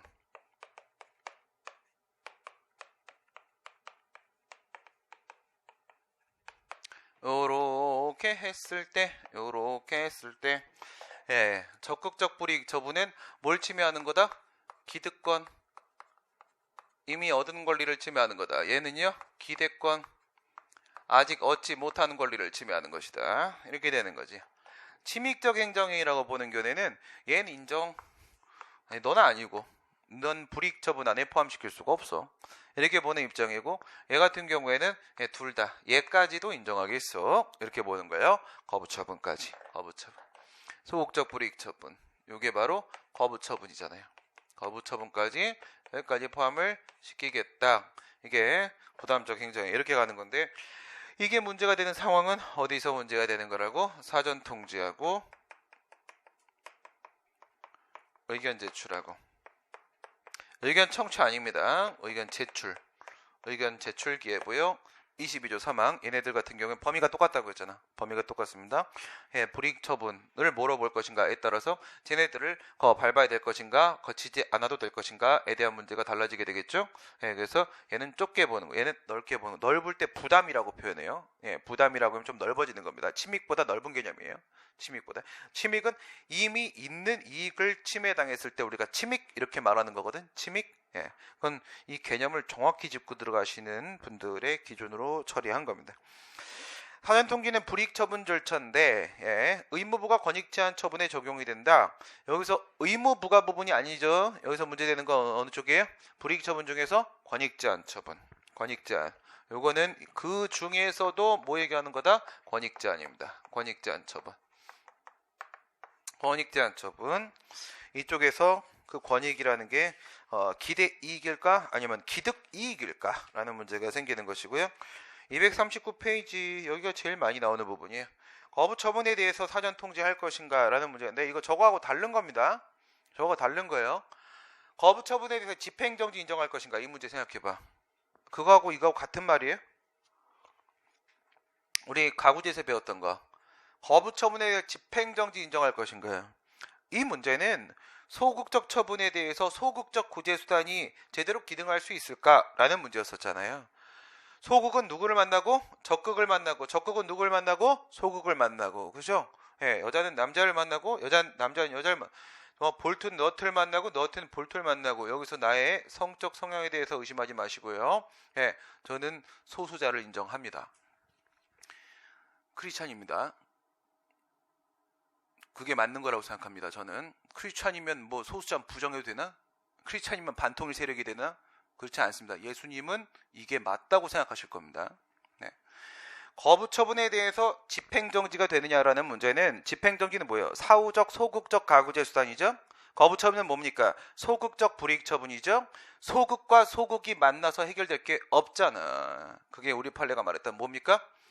거부 처분만 없었던 상태에 신청만 있었던 상태로 되돌리는 것에 불과한 것이다. 그래서 뭐? 이거지. 그렇죠? 여러분들이 만약 시험에 떨어졌어요. 억울하게. 난 분명히 올백을 맞았는데. 그렇죠? 우리는 4월 7일날 7일인가? 8일인가? 7일이죠. 7일이죠? 네. 올백을 맞을 거잖아요. 시험을 왜 틀립니까? 맞으라고 되는 문제를. 그렇죠? 네. 너에게 기대하겠어. 올백. 올백 맞으면 내가 응? 업고 내가 노량진 한 바퀴 다 돌게. 응? 해낼 수 있을 거야. 네. 질문하는 수준을 보면은 느끼거든. 네. 근데 그 문제가 하나가 있지. 그 사람마다 알 수 없는 거. 당일 컨디션과 시험장의 적응력. 이 부분은 또 모르는 거야. 그건 또 그날 가봐야 되는 거기 때문에 항상 시험은 마지막 순간까지 변수가 있는 거거든요. 그래서 기계가 되시라고 하는 거야. 아무 생각 없어야 돼요. 평소에 공부할 때도 아무 생각 없어야 돼요. 이게 평소에 익숙해지면 시험장 가도 옆에서 별 거지 같은 새끼들이 뭔 짓을 해도 아무 생각 없어요. 병신이 와 있군. 그냥 뭐 이렇게 느끼는 거야. 저 병신은 오늘 울겠군. 그냥 이러고 시험 봐야 되는 거야. 한 명 한 명 다 신경 쓰지 마시고. 그쵸? 예, 그게 되게 중요한 겁니다. 옛날에 미친 별 이상한 전략도 많이 썼어요. 다리 일부러 떨기 훈련. 다리 떨기 훈련. 이거 막 훈련했다니까. 이렇게 하고 막 머리 안 감고 버티기 막 이런 거 더럽게 느끼게 옆에 애들 떨어뜨리려고. 네, 혹시라도 공부 잘하는 애가 옆에 오면 죽어봐라 이 새끼야 막 머리 막 흔들고 막 그죠? 머리 안 감고 막 수염 안 깎고 막 안 씻고 막 냄새 풍기기 막 이래서 옆에 떨어뜨려야 돼. 막 이거 최선을 다하는 거야. 수업 시간에 이거 시험 보면서 계속 막 이거 소리 막 내고 막 이렇게 해야지 옆에 엄청 떨어져요. 그렇게 하면. 근데 여기는 안 먹힐 걸. 너무 응시생이 너무 많아. 이걸로 가면 안 돼. 그치? 응시생이 너무 많아. 내가 돌파하는 게 빨라. 그치? 네. 그래 근데 그런 이상한 애들이 있기 때문에 가서 흔들리면 안 돼. 알겠어요? 사람 모인 곳에는 언제나 이상한 애들이 있어요. 네. 신경 쓰지 마시고. 뭐가? 응? 이 문제? 네. 기대권 얘기하다가 왜 이 얘기 왜 나왔어? 100점 맞으면 100점 맞으라고 했지 내가. 근데 왜 100점 맞으라고 했어? 4월 7일에? 이번엔 기억 안 난다. 넘어갑시다. 그 집행정지 얘기하고 있었잖아. 집행정지 봐봐. 거기선 뭐가 인정돼야지 거부처분에 대한 집행정지가 인정돼요? 재처분 의무지. 취소 소송이 의무행수송 같은 역할을 적극적 형성소송 같은 역할을 해내기 위해서는 무엇에 도움을 받아야 된다? 재처분 의무에 도움을 받아야 되는 거지. 집행정지가 적극적 가구제 수단인 가처분과 같은 역할을 해내기 위해서는 누구의 도움을 받아야 된다? 재처분 의무에 도움을 받아야 되는 것이지. 거기선 그래서 신청의 이익에 대한 얘기를 꺼냈었어요. 여기는 그 문제가 아닙니다. 여기는 오케이? 여기서는 지금 이 불이익 처분의 범위를 어디까지 인정할 것인가에 대한 문제예요. 거부 처분에 대한 집행정지 문제하고요. 그 다음에 거부 처분에 대한 사전 통지에 대한 문제는 하나는 신청의 실익의 문제고 하나는 대상의 문제입니다. 대상 범위의 문제가 되는 거예요. 거부 처분 사전 통지, 거부 처분 집행정지 같이 써놓고 같이 음미해 보세요. 알겠어요? 하나는 작용법의 절차 파트, 하나는 소송법의 가구제 파트 같이 음미를 해보시면서 동시에 같이 뚫는 거 보여줄게. 뭘 보여주냐면 갱신허가 거부. 갱신허가 거부. 갱신허가 거부에 대한 문제는 있잖아요. 이거를 뭐로 바꿔먹고 이거를 뭐로 바꿔먹는지 그 생각을 한번 해보세요. 갱신허가 거부. 지금 여기서 얘네들도 마찬가지로 이거는 둘 다 인정을 하잖아요. 그쵸? 이 부분이 문제가 되는 거잖아요. 거부 처분이. 그런데 어저께 말씀드리기를 뭐라 그랬냐? 이 적극적 처분은 여기가 거부 처분이라고 하게 되면 얘는 취소 처분이다. 이거죠. 가장 기본적으로 기득권 침해는 취소 처분이잖아. 허가를 내줬다가 취소하는 거라고. 그러면 기득이 침해되는 거잖아요. 갱신허가 거부는 뭐라고 했어요? 그건 생긴 게 거부인 것이지 실제로는 철회 처분이라고 했잖아. 취소 처분이라고요. 그러니까 갱신허가 거부 같은 경우에는 실질적 의미로 철회 처분이기 때문에 이쪽으로 처리하는 게 아니라 이쪽으로 처리하는 거라고요. 알겠어? 이쪽으로 처리하는 거니까 협의설의 입장을 취한다고 하더라도 전혀 문제가 없는 거야. 거부처분 집행정지 쪽 생각해봐. 거부처분 집행정지 쪽. 거부처분하고 집행정지가 이렇게 했잖아. 여기도 갱신허가 거부는 뚫렸습니다. 그런데 거부처분 집행정지 여기도 뚫리는지 한번 보세요. 여기도 뚫리나? 거부처분은 소극적 처분이고요. 집행정지는 소극적 구제수단이죠. 이렇게 만났으니까 문제가 됐던 거잖아. 한쪽이 적극으로 변신해주면 끝나는 거잖아요. 예, 얘가 가처분 만나면 그냥 결혼하면 되는 거예요. 얘는 적극적 가구제 수단이니까 이렇게 만나서 결혼하면 되는 거잖아. 근데 지금 우리는 집행정지로 고정을 이렇게 시켜놓고 지금 얘기를 하고 있는 중이지? 그러면 이거를 일로 한번 내려봐. 갱신거부. 갱신허가 거부는 이거는 적극적 불이익 처분이잖아요. 적극적 처분이죠. 방금 말한 대로 얘는 철회 처분이라고요. 철회 처분. 그러면 이렇게 연결하는 거 가능한 거거든. 이해가 됐습니까? 다시 이걸 보고 거부처분 집행정지 우리가 앞에서 배운 거, 거부처분 사전통지 지금 배우고 있는 거 둘 다 그게 거부처분이기 때문에 문제가 돼. 문제가 된 이유는 서로 하나씩 달랐어. 얘는 과연 집행정지 실익이 있느냐, 얘는 과연 사전통지의 대상이냐. 실익 대상의 문제에 있어서 문제의 출발점은 달랐어. 하지만 둘 다 동시에 뚫리는 경우는 하나가 있을 수 있어. 둘 다 갱신허가 거부라고 하게 되면은 갱신허가 거부는 사전통지 대상이 맞아요. 갱신허가 거부는 집행정지가 가능해요. 이유는 갱신허가 거부는 더 이상 거부처분이 아니니까요. 철회처분이니까. 정리됐어요? 네. 거부처분 집행정지, 거부처분 사전통지 이유는 다르지만 둘 다 거부처분이기에 문제가 되었었다. 하나는 실익, 하나는 대상에 대한 문제였는데 둘 다 동시에 뚫어버릴 수 있는 방법은 하나가 있었는데 갱신허가 거부였고, 사실은 이거는 특별한 의미가 아니라 철회 처분이기 때문입니다. 더 이상 소극적 처분이 아니기 때문입니다. 그런 식으로 문제가 나오는 거예요. 이걸 다 하나씩 이 텍스트로 줄글로 기억할 수가 없는 부분이에요. 행정법은 처음부터 끝까지 매핑입니다.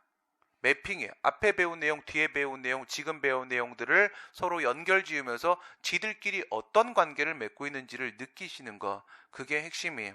내용 보시게 되면 아직 당사자에게 어떤 권익도 부여되지 않았기 때문에 이건 권익 제한의 문제라고 볼 수가 없다. 거부처분이요. 거부처분은 허가를 신청하고 나서 거부된 것이기 때문에 얘한테 권리를 설정해 준 사실이 없지 않습니까? 기득권 침해가 아니라고 얘기하는 거예요. 지금 판례 말은 기득권 침해가 아니다. 근데 있잖아, 나머지 내용은 뭐 거기 읽어보시면 좋은 말이고, 공정한 심사에 대한 기대권도 뭐 보호해야 될 필요가 있지 않는가, 뭐 이런 얘기들은 좋은 말이고, 이런 거 한번 생각해 볼까요? 행정법원 판사가 판사 생활을 그만두면서 나오면서 이런 말을 했어요.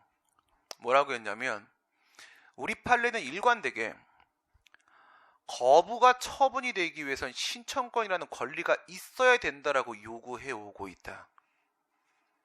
그런데 거부 처분이 정말 권리 제한, 권리나 이익을 제한하는 처분이 아닐 것인가? 이건 논리 충돌이 아닌가라는 말을 남기고 그만뒀습니다. 상당히 기억에 남는 부분이거든요. 뭐라고요? 우리 판례는 신청권, 절차적 권리긴 하지만 신청권이라는 권리를 거부가 처분이 되기 위해서 줄곧 요구했잖아요. 그럼 거부 처분이라는 것 역시도 뭐예요? 신청권이라는 것이 제한받았다라고 볼 수 있는 거 맞는 거잖아요. 그렇죠? 그럼 이것도 불이익 처분 의무부가 권익제한 처분 안에 포함시키고 사전 통제 대상으로 삼아야 되는 게 맞지 않겠는가? 어떻게 생각해요? 고개 끄덕였어? 네. 그럼 내가 여기서 다시 이분의 얘기에 대해서 비판을 해볼게요. 나랑 가고자 하는 길은 같아요. 나도 긍정설이거든요. 우리 판례는 신청권이라는 권리를 계속적으로 요구했다. 그리고 그 거부 처분이 성립이 됐다. 성립을 전제로 했잖아요. 그럼 신청권 있는 상황 맞지? 신청권은 무슨 권리인가? 응답을 요구하는 권리다. 거부라는 응답이 나왔다. 그 신청권은 제한받은 것이 아니라 실현된 것이다. 그렇지? 내가 한 수이지? 네, 이런 거예요. 아무도 못 이겨. 네, 무조건 나의 승리입니다. 되게 그럴듯하게 들어갔는데 처음에 나 딱 듣고 혹 했거든? 접근 방법 재밌는데? 좋아. 매핑이거든, 행정법은 처음부터 끝까지. 매핑을 새롭게 들어오네? 좋아. 그렇게 들어오는 거 좋은데 근데 뭔가 이상하잖아. 부작이라고 하게 되면 그 권리를 제한시킨 게 맞죠. 응답을 요구할 수 있는 권리인데 응답을 안 해줬으니까. 거부라고 하게 되면 응답을 한 거잖아요. 응답을 한 거니까 이건 그 절차적 권리를 실현시켜 준 거잖아. 권익제한 연결 출발선 실패. 출발선 안 나옵니다. 그 문제가 아니라 난 이렇게 주장하고 싶네요. 거기 보면 부정설이 이런 말을 합니다. 판례도 이런 말을 실제로 하기도 했고요. 거부 처분은 허가 등을 신청했지 않느냐? 신청했지? 너 신청하는 과정에서 이미 행정 절차 참여했어 임마. 이랬거든. 행정 절차에 들어온 건 맞잖아. 내가 허가 신청을 했고요. 그죠? 네. 얘가 지금 이런 말 했잖아. 신청 행위로서 이미 행정 절차에 참여는 되었다. 그러면 사전 통지는 무엇을 위해 존재하는 것인가 생각해 보세요. 사전 통지는 의견 진술, 의견 청취를 위해 존재하는 것이죠. 사전 통지를 내가 적용받는다는 것은 내가 의견 진술을 할 수 있는 기회를 보장받는다는 얘기거든요. 과연 이 허가 신청의 절차 참여와 그 다음에 의견 진술의 절차 참여라는 것이 과연 같은 선상에 놓고 대등한 것으로 동등한 것으로 우리가 인정할 수 있는 건지 한번 생각해 보세요. 아까 뭐라고 했습니까? 의견 진술은 사전 통지 과정에서 나한테 왜 그러한 처분을 할 것인지 근거와 이의를 알려준다고 했잖아요. 자기 패 깠다고요. 지금 행정청이 패를 깠다고요. 내가 허가 신청할 때는 패를 까지 않았잖아요. 뭐 다른 사안들이 있지. 주변에 다른 사람들, 판례들 있겠지. 하지만 내 사건 아니잖아. 내 사건. 그것들을 물론 내가 다 참고해서 허가 신청을 하긴 했지만 이건 나의 수준에 있어서의 최선이었습니다. 내 입장에 있어서. 만약에 사전 통지 해준다면 어떻게 될까? 당신에게 거부를 하게 될 것 같습니다. 거부를 하게 되는 이유는 이러합니다. 라고 알려줄 거잖아요. 그럼 난 공격 포인트가 나오잖아요. 그때 의견 진술하는 건 지난번에 내가 허가 신청할 때 주장했던 것보다 훨씬 더 구체적이고 훨씬 더 수준 높은 주장을 할 수 있습니다. 이걸 가지고 나보고 행정 절차 다 참여한 거니까 그만 꺼져라라고? 그건 나 인정 못 하겠는데. 그러나 우리 판례는 냉정합니다. 네. 협의설의 입장을 취하고 있죠. 부정설의 입장을 취하고 있습니다. 판례는 뭐라고? 거부처분 부정한다. 지휘승계 신고에 대한 수리 문제는 우리가 너무 많이 했었죠. 그냥 머리로 한번 가봅시다. 머리로. 시작. 양도인이 양수인에게 팝니다. 첫 번째 뭐예요? 사법관계. 사법관계에선 소유권이 이전되는 문제였었습니다. 그 다음 2단계에서 나오는 게 바로 뭐예요? 공법관계. 공법관계에서는 영업권이 이전되는 문제였었습니다. 상황의 출발은 둘 사이에서 양도계약이 체결됐기 때문에 사법관계 문제는 진행이 된 거예요. 그래서 이제 여기서부터 상황이 출발이 됩니다. 그러면 양도계약을 체결한 우리 양수인 쪽에서는 지위승계 신고를 하게 됐죠. 그랬을 때 수리처분이 나온다면 판례가 이 수리처분은 무슨 의미를 갖는 거라고? 영업자 변경의 의미를 갖는 것이라고 했습니다. 영업자 변경이라는 것은 양도인의 영업권 상실시키는 것이고 양수인에게 영업권 설정해주는 행위다라는 의미가 되는 것이잖아요. 그래서 이 신고를 한 것은 양수인 쪽이죠. 외형상 수리처분의 상대방은 양수인 쪽이 되는 것인데 근데 판례는 실질적 의미로서는 양도인도 처분의 직접 상대방이다라고 했어요. 직접 상대방이다. 뭐예요? 당사자 등의 당사자다. 이거지. 당사자 등의 당사자다라고 인정을 해버린 겁니다. 그러니까 적용 대상에서 인적 범위 쪽에 해당을 하는 그 당사자 등 부분에서요. 등 처리한 게 아니라 아예 양도인이 신고한 거 아니잖아. 양수인이 신고한 거잖아. 외형상으로는 제3자로 보여지긴 하지만 아예 직접 상대방 인정을 해버렸다고요. 직접 상대방 인정을 바로 해가지고 당사 등의 당사자 잡아주고요. 그 다음에 이거는 적극적 불이익 처분이야, 소극적 불이익 처분이야? 수리, 마수리. 양도인의 입장에서 이미 기득의 이익으로서의 영업권을 박탈당하는 거예요. 나의 기득 이익으로 영업권을 난 지금까지 영업해왔잖아. 그치? 네, 그걸 박탈당하는 거니까 적극적 불이익 처분이죠. 그러니까 영업자 지위승계 신고에 대한 수리 같은 경우에는 인적 범위 쪽에 있는 당사자 등의 당사 처리 당하고요. 그 다음에 불이익 처분에서 아예 적극적 불이익 처분에 포함이 돼가지고 다 패스 당합니다. 그래서 사전 통지와 의견 제출이 필요한 경우가 맞다라고 판시한 거예요. 영업자 지위승계 신고 수리 이것도 문제 엄청 많이 나옵니다. 그 다음에 일반 처분에 대한 문제는 간혹 나옵니다. 간혹. 아니 의견을 들으려고 사전 통지를 해요. 통지를 하려면 어쨌든 한 사람 한 사람 보내줘야 되겠네. 일반 처분 어떻게 보내요? 불특정 다수이잖아. 보낼 수 있으면 보내봐.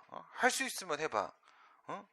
나도 막 진짜 노량지에서 내가 여기 패스원 계약 끝나는 7년 뒤에 나 50이 넘어갖고 나가면서 진짜 한 놈 정말 강한 놈 하나 제가 키워가지고 하면 정말 이수근처럼 1초에 100발 날릴 수 있을까 라는 생각도 많이 해봤거든. 그게 무슨 말이냐면 그냥 행정법 문제를 예를 들어서 1분에 돌파시키고 나머지 19분을 영어나 국어로 옮겨주는 배분을 시키는 정도의 그런 정말 엄청난 무적의 슈퍼 사이야인 하나 만들어냈을까 막 난 그 광고 보고 너무 혹 와가지고 1초에 100발 문제를 1초에 100발을 쏠 수 있으면 얼마나 좋을까. 답이 막 보이면 과연 기술적으로 가능할까? 트레이닝을 통해서 안 됩니다. 안 되는 건 안 되는 거야. 불특정 다수인한테 통지를 어떻게 합니까? 방법이 하나가 있긴 있지. 뭐가 있어요? 삐라를 뿌리는 방법이 있습니다. 그죠? 삐라 안 뿌린 지 오래돼서 안 돼. 그치? 뿌리는 방법도 까먹었어. 일반 처분은 사전 통지의 대상이 되는 처분이 아니다. 그럴 수밖에 없잖아. 일반 처분은 어떻게 통지를 해? 그 다음에 제3자요 행정입니다. 여기서 한 가지 고민. 무슨 고민? 이 문제도 있거든. 제3자 행정이. 불이익 처분이잖아. 제3자 행정. 일방에게 수익이고 타방에게 침익이잖아. 되는 거 아니야? 불이익 처분이잖아 이거. 불이익 처분 절차입니다. 불이익 처분 절차. 이게 불이익이야 수익이야 라는 문제는 항상 기준이 누구라고요? 상대방이 기준이라고요. 상대방 지한테 불이익 처분일 때 그 사람한테 사전 통지하고 의견 제출 기회를 부여하는 것이지 제3자의 행정. 얘한테 허가해 주는데 얘한테 침익적인 상황이에요. 제3자의 행정이 한번 생각해. 좋아. 이렇게 해봅시다. 그러면 간단하게. 연탄공장 공장장한테 공장 허가를 해줘요. 공장 가동 허가를 해줍니다. 그럼 인근 주민 만약에 인근 주민 거기 동네 사람 1000명이라고 쳐봐. 1000명한테 불이익해요. 침익적이잖아요. 거기서 당연히 매연이랑 다 내뿜을 거 아니겠습니까? 그럼 그 주민들한테 다 사전 통지를 때린다고요? 말이 안 되는 거잖아. 이건 누구냐? 예, 그냥 행정청과 상대방 너와 나 사이의 문제입니다. 불이익 처분 절차라는 것은 제3자의 행정위를 포함하지 않는다고요. 알겠어요? 예, 그래서 여기서 살아남은 놈 누군지 하나 보세요. 수리밖에 없죠. 수리. 그래서 얘가 수리수리 마술인 거예요. 판례에 따르면 거부 처분 부정당하고요. 일반 처분 안 되고요. 제3자의 행정이 안 되고요. 예, 수리 처분만 삽니다. 의무상 이렇게 해서 적용 대상을 통과를 시켰지. 아니 물론 이게 뭐 과세 처분이니 막 이렇게 막 철거 명령이니 대놓고 침입적인 건 당연히 되는 거예요. 당연히 되는 건데 특수한 상황들이었습니다. 특수한 상황들이었었고 그 다음에 의무사항 문제 이거 통과했어요. 적용 대상 그럼 의무사항 들어가면 예외사유지. 여기 예외사유는 뭐야? 긴급재판 곤란 긴급재판 곤란 그래 내용 한 번만 눈팅하면 끝나는 게임이에요. 긴급 공공의 안전이나 복리 앞에는 소극적 뒤에는 적극적 목적이죠. 행정 목적으로 소극적 목적 적극적 목적 어쨌든 공익을 위하여 긴급히 처분할 필요가 있을 때 긴급 뭐 특별한 내용 없죠. 그래요. 긴급만 기억하면 됩니다. 그 다음 재판 법원의 재판 등에 의해서 법령상 요구되는 자격이 없어졌고 반드시 일정한 처분을 해야 함이 객관적으로 증명된 때 무슨 말이에요? 이건 이렇게 기억해 놓으세요. 재판 이미 결론 맺어졌다라는 느낌이야. 이미 결론은 나온 거다. 객관적으로 증명된 때 그랬잖아. 더 이상 의견 들어봐야 달라질 거 없다. 이거야. 재판, 긴급재판 곤란 포기의 재판은 더 이상 상대방 의견 들어봐야 결과가 달라질 게 없는 거예요. 근데 뭘 또 의견을 들어요. 그죠? 들어봐야 기만 아파. 그러면 들을 필요 없는 거예요. 그래서 재판 이거야. 재판 확실한 경우에 그 다음 곤란 처분의 성질상 의견 청취가 현저히 곤란하거나 명백히 불필요한다고 상당한 이유가 있는 경우 여기서는요 예, 긴급재판 곤란의 이 곤란 부분이 있죠. 곤란은 하나 기억해 놓으세요. 뭘 기억해 놓으세요? 성질상 그 처분마다 다른 겁니다. 그 처분의 내용 얘기하는 거예요. 그 처분의 성질상 의견을 듣는 게 곤란해야 되는 거예요. 처분의 성질상 여기랑 걸어놓고 무슨 소리에 밑에 나오나? 바로 뒤쪽에 나오겠다. 뒤쪽에. 네. 성질상 의견을 듣는 게 곤란한 겁니다. 그럼 여기서 또 한 가지 느끼시고요. 의견을 듣는 게 곤란하면 사전 통지도 필요 없죠. 의견을 듣기 위해 사전 통지하는 거잖아. 의견 안 들을 거거든? 의견 안 들을 건데 사전 통지를 왜 해? 그러니까 지금 이게 서로 맥이 다 있는 거야. 21하고 22하고. 요 내용이 저 뒤에 22로 가면 이런 말이 나올 거예요. 얘가 뭐 예를 들어서 청문 일시에 불출석했다.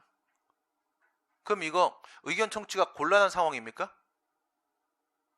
청문날 안 왔어 당사자가. 그러면 이 곤란에 잡아줘가지고 청문 실시 안 해도 돼요? 이제 예외사유야? 그게 아니라고요.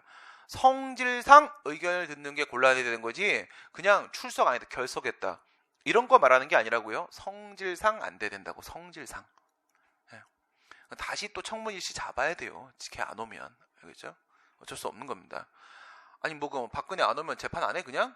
예, 그거 아니잖아. 또 기다리고 하는 거잖아. 그치? 예, 그렇게 하는 거예요. 그래서 불출석했다고 청문 그냥 패스 이렇게 하는 거 아닙니다. 예, 다시 날짜 잡고 또 합니다. 성질상 곤란해야 된다. 됐고 그 다음에 사전통지는 청문은 며칠까지? 10일입니다. 이건 날짜니까 어쩔 수 없어. 기억해야 돼요. 공청회는 널리 의견을 듣는 거니까 많은 사람들이 오는 게 좋은 거야. 많은 사람들이 오려면 그래도 시간이 조금 더 있는 게 좋겠지? 며칠이야? 14일이야. 14일. 예, 14일 전까지. 청문은 10일 전까지 사전 통지를 하는 것이고, 예, 그 다음 공청회는 14일 전까지 통지 또는 공고를 하게 되는 것입니다. 그 다음에 의견 제출. 이거는 뭐 그냥 시간을 적당히 주는 거지. 이건 그냥 마지막 보충수단이기 때문에 그런 거고 당사자 등 됐고 사전 통지 안 하게 되면은 미흡해지죠. 방금 전에 적용 대상에 해당하고 그 다음에 예외 사유에 해당 안 하면 그러면 미흡해질 테고 예, 역시 취소입니다. 판례 똑같죠. 사전 통지하지 않은 예, 자기 하명 개선 명령은 시정 명령은 취소 대상이다. 취소를 면할 수 없다. 취소하자라는 얘기죠. 예, 여전히 효력이 있다는 말인 겁니다. 그러니까 지금 판례가 지금 제시한 게 지금 다 달라요. 앞에서는 제가 의유 제시 관련된 판례로 취소 사유를 제시했고요. 여기는 사전 통지 관련된 판례로 지금 취소 사유를 제시를 하고 있습니다. 네. 그다음 하자치유 가봅시다. 첫 번째 사항적 한계, 역시 첫 번째 단락 같은 경우에는 하자치유에 대한 일반론이고요. 사항적 한계 들어가시게 되면 취소 절차 맞아요? 맞죠? 취소 사유고요. 그 다음에 절차하자 맞습니다. 그 다음 두 번째 실체상 한계, 이게 아까 얘기했던 그 부분이에요. 실체상 한계, 신청인들의 이익이 경합되는 경원관계는 발생하지 않아요. 경원관계는 어디서만 발생해? 실체상 한계 문제는 어디서만 생기는 거다? 이유 제시. 이유 제시는 뭐니까? 공통처분 절차. 이거는 상대방한테 수익적이어야 돼요. 경원관계가 성립되려면. 그래서 수익적 처분이 포함되어 있는 공통처분 절차 쪽에서만 이 문제, 실체상 한계 문제 생기는 겁니다. 그 다음에 시간상 한계 문제. 뭐 그때까지 하면은 뭐 되는 거긴 한데, 근데 뒤에 보세요. 의견 청취 및 전치 절차로서의 이거 사전 통지, 처분 전 방어 기회 보장을 위한 것이기 때문에 처분 후 사전 통지라는 건 존재할 수 없다. 이유 제시는 처분과 동시에 하는 거니까 조금 늦게 할 수도 있죠. 동시에 하는 거니까 좀 늦게 할 수도 있어. 근데 이거는 처분 전에 하는 거잖아요. 처분 전에 하는 거기 때문에 처분이 진행이 되는 과정에서 이미 한번 시간은 끊기는 거예요. 앞과 뒤로 끊기는 거라고. 처분 전에 해야 될 짓을 처분 후에 한다. 이건 듣도 보도 못한 일인 겁니다. 알겠어요? 말도 안 되는 일이거든. 그러니까 이 하자치유 논의가 지금 보시면 봐봐요. 사항적 한계는 통과시킬 수 있어요. 하자치유 연결시켜 볼 만한 하네. 실체상 한계. 그래, 여기 걸릴 일도 없으니까 그럼 또 하자치유 될 가능성이 되게 크네. 그러나 사전통지 의견 청취엔 하자치유 없어요. 아무리 두 개가 이유 제시에 비해서 사항적 한계하고 실체상 한계 부분이 하자치유와 친밀하게 느껴진다고 하더라도 시간상 한계가 사전 통지와 의견 청취와 너무 등지고 있어요. 너무 척지고 있다고요. 그래서 한 개밖에 없는 거야, 그 판례. 알겠습니까? 처분 전에 해야 될 짓을 처분 후에 해놓고 나서 한 걸로 칩시다. 이건 이런 느낌 아니야? 이렇게 생각해봐요. 내 국민학교 때 빵점을 맞았는데 고등학교 때 생각해보니까 그 문제 풀만하거든? 지금 갖고 시험 문제 풀고 나서 그때 점수를 올려주쇼. 이거랑 똑같은 짓이잖아. 말도 안 되는 소리 하고 있어. 과거로 돌려주면 나도 가겠다. 과거로 돌려주면 난 다시 데모 안 해. 공부할 거야. 진짜 이렇게 인생이 짧을 줄 몰랐거든. 20대 때는 평생 20대인 줄 알았어. 근데 시간이 너무 빨라. 그 소중한 시간 나도 남들처럼 도서관에 앉아갖고 재수없게 사탕 빨면서 책 보고 싶어. 옆에 여자친구랑 같이 막 이렇게 뭐 정말 캠퍼스에 막 그런 낭만 막 이런, 요즘은 그거 다른 이유에서 없지.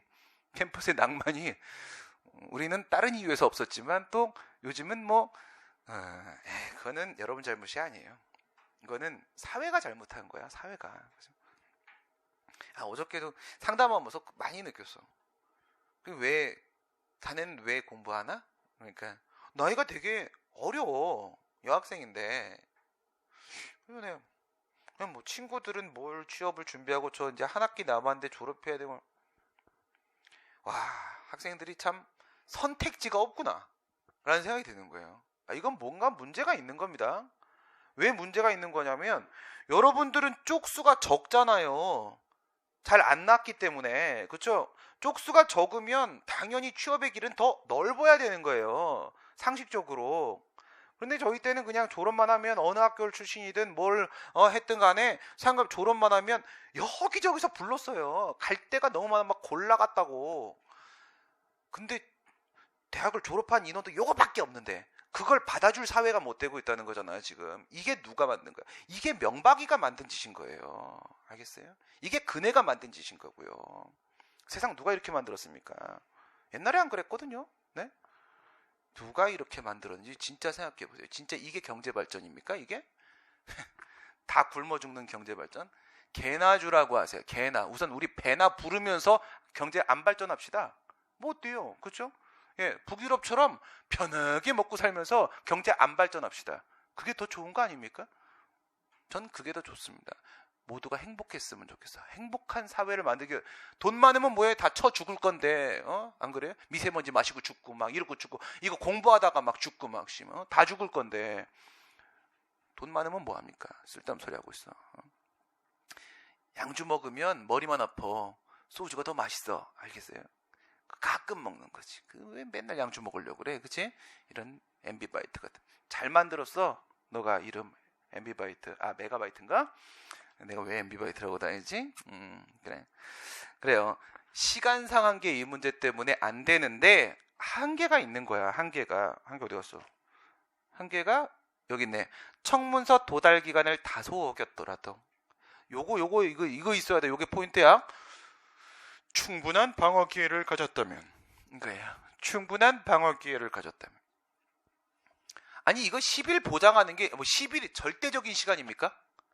그건 아니잖아요. 10일이 어떻게 절대적인 거예요? 10일은 그냥 최소한 10일 정도 있으면 좋겠다는 건데 이거 사람마다 다른 거거든. 그치? 근데 이 사람이 워낙에 이런 거 많이 해봤고 똑똑하고 그러면 어떡할 거야? 아니 5일밖에 시간을 안 줬어. 청문 날짜 5일 전에 통지해줬어요. 그래도 이 사람 5일이면 준비하는데 떡을 쳐요. 이거 뭐 하룻밤이면 하는 건데 이걸 처음 하는 사람만 막 시간 걸리고 이거 어떻게 하는 거야? 막 이렇게 하는 거지. 그치? 충분히 방어기에 가졌고 5일 더 줬다고 하더라도 결과가 달라질 게 아무것도 없는 거야. 충분히 할 말 다 했어요. 그러면 이걸 두고 너는 왜 사전 통지를 안 했니? 위법이로구나 해서 취소하는 게 의미가 있어 없어? 의미가 없잖아. 그치? 왜? 취소 판결하고 나서 그 다음 이어지는 상황은 뭔데? 10일 전 사전 통지. 그거잖아. 다시 10일 전에 또 사전 통지해줘봐. 뭐해? 얘는 또 그때 했던 말 또 하는 거 이상 할 수 없는데. 그렇잖아요. 실질로 보자고. 실질로. 10일이 중요한 게 아니죠. 근데 이건 좀 다른 일이야. 뭐가 다르냐면 지금까지 얘기했던 하자치우는 다 뭐였습니까? 행정청이 반성적 의미에서 어떤 액션 취했잖아요. 사후 추한, 사후 보완이라 액션 취해. 이건 행정청에 액션 없어요. 액션 없죠. 이건 뭐 한 거야? 그냥 지가 열심히 한 거야. 사후적 요인은 맞고요.